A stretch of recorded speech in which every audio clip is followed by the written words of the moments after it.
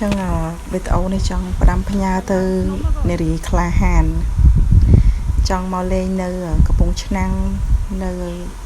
កសិដ្ឋានចិញ្ចឹមជៀមនេះគឺសប្បាយប៉ុន្តែបើលក្ខណៈថាខឹងប្តីដើរអត់ដីក៏បានអីហ្នឹងក៏មកអញ្ចឹងហានិភ័យមើលហើយពួកអីពីមួយកន្លែងទៅមួយកន្លែងវាកន្លះគីឡូ1គីឡូកន្លះគីឡូ1គីឡូអញ្ចឹងពីកន្លែងដើរលេងពីមួយកន្លែងទៅកន្លែងវាឆ្ងាយដែរអញ្ចឹងគេទៅនៅគេឡានគេចង់ទៅណាគេទៅហ្នឹង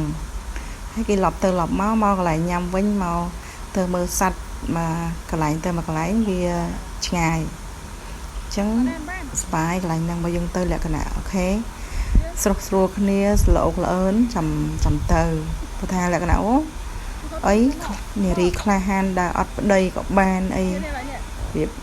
ជិះផាសស្អាប់ទៅអីជិះតាក់ស៊ីទៅហ្នឹងហើយកម្មវេទនីហើយប៉ុន្តែបើថាល្អកល្អើនគ្នាហ្នឹងទៅចោះ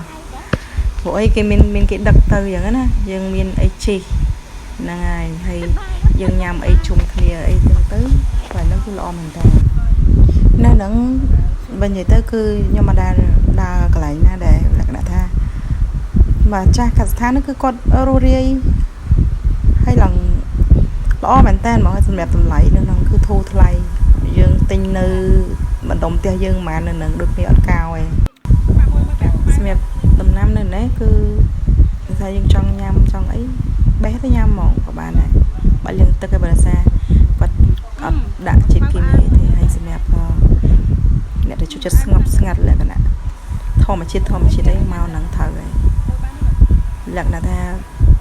ស្រស់ស្រាយអ្នកចូលចិត្តធម្មជាតិ